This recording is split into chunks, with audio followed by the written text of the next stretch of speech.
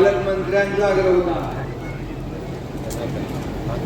आम्ही गुवाहाटीला असताना एक कोणतरी आमचा भक्त पुण्यात जात आहे, संदीप जाधव आणि इथं संदीप जाधव इकडे बघा, त्याने म्हणाले इकडे यांचा कारभार यशस्वी होऊ दे म्हणून इकडे गणपती बाप्पाला सांगला. आणि आज गणपती बाप्पाचं दर्शन घेण्याचा योग मला आला. संदीप जाधव नाही, चांगला माणूस आहे, चांगला माणूस, साधा माणूस आहे, पण मनापासून श्रद्धेने गणपती बाप्पाकडे विनंती केली आणि तेव्हा ती पूर्ण झाली. आणि म्हणून गणपती बाप्पा हा विघ्नहर्ता आहे, सगळी संकट दूर करणारा.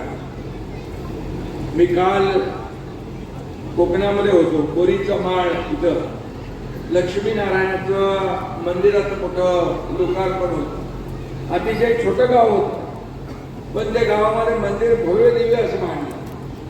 आमचा मुंबईचा आमदार तुकाराम काटे यांचं गाव, त्यांना वाटलं मी येईल की नाही गावकऱ्यांना एवढ्या छोट्या गावामध्ये. परंतु मोठ्या माणसांकडे आणि मोठ्या गावामध्ये मोठ्या कामासाठी सगळेच जातात, पण जिथे छोट्या गावात जात नाही तिथं हा एकनाथ शिंदे जातो. आणि मला वाटतं इथं आपण दुसरे हो दुसऱ्यांदा दुसरी वेळ आहे.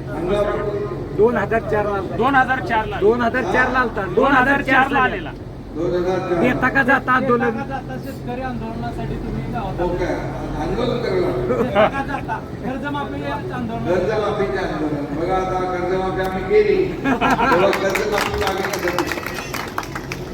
चिंता का जाता आंदोलन. आता आम्ही देणारे आहोत, आम्ही घेणारे नाही.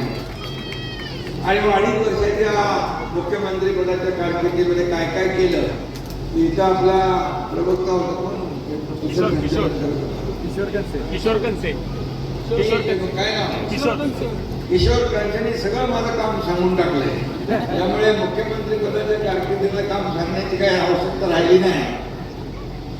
सगळ्या योजना आपण केल्या, मला आनंद आहे.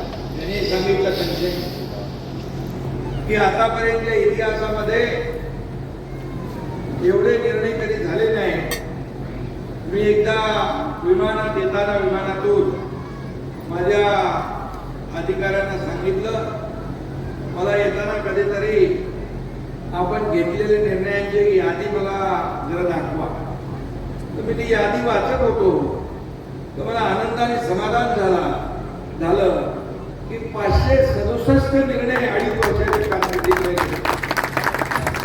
माझ्या लाडक्या बहिणींसाठी असतील, लाडक्या शेतकऱ्यांसाठी, लाडक्या भावांसाठी, ज्येष्ठांसाठी, या राज्यातले अनेक सगळ्या क्षेत्रामध्ये काम करणाऱ्या लोकांसाठी आपण. आणि एक सर्वसामान्य शेतकऱ्याचा मुलगा या राज्याचा शाखा प्रमुख ते राज्याचा मुख्यमंत्री होतो, हा इतिहास या महाराष्ट्रामध्ये घडला. आणि साताऱ्याची माती आपल्याला माहित आहे, लढायला शिकवते आणि अन्यायाविरुद्ध लढण्याचं बळ देणारी माती आहे. मला अभिमान आहे. इथं मी उपमुख्यमंत्री म्हणून आलो नाही. या साताऱ्यातला माझा जन्म या भूमीमध्ये झालेला, मी माझ्या जन्मगावी आपल्या मातीतल्या माणसांना भेटायला आलोय, हा आनंद मला. आणि म्हणून आजचा दिवस अतिशय आनंदाचा दिवस आहे.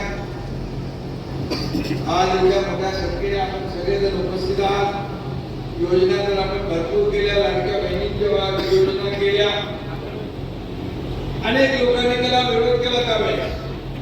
परंतु योजना राबवणारा इच्छाशक्ती असेल, ताकद असेल, निर्णय घेण्याची धमक असेल, धाडस असेल, तर असे मोठे निर्णय आपल्याला घेता येतात. आणि मी आपल्याला सांगतो, कोणी माईकाला आला तरी लाडकी बहीण योजना कधी बंद होणार नाही.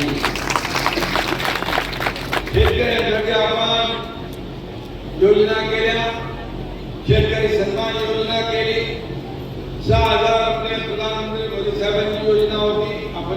हजार आमच्या मुख्यमंत्री पदाच्या काळात टाकले, 12,000 रुपये शेतकऱ्यांना. पीक विम्याचे हे बदलले, नुकसान भरपाईच्या अटी शर्ती बदलल्या, अनेक निर्णय आपण घेतले, सिंचनाचे निर्णय घेतले. आणि म्हणजे महाराष्ट्रामध्ये आज आपण जे चित्र पाहतोय की महायुती सरकारच्या पाठीशी या महाराष्ट्राची जनता खंबीरपणे उभी राहिलेली आहे. मी आपल्याला एवढं सांगतो की लोकसभा निवडणूक झाल्यानंतर विधानसभेच्या निवडणुकांमध्ये लाडक्या बहिणी आणि आपण सगळ्यांनी मिळून या महाराष्ट्रामध्ये 232 जागा महायुतीला दिल्या. आतापर्यंतच्या इतिहासामध्ये कधी असं घडलं नव्हतं. आणि झालेल्या आता निवडणुका नंतर झाल्या, नगरपालिका झाल्या, नगर परिषद झाल्या, महापालिका झाल्या, जिल्हा परिषदेच्या झाल्या. गणपती बाप्पा मंगलमूर्ती काय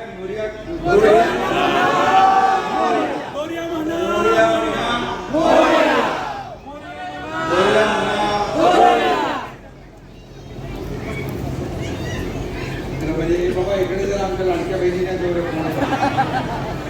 इकडे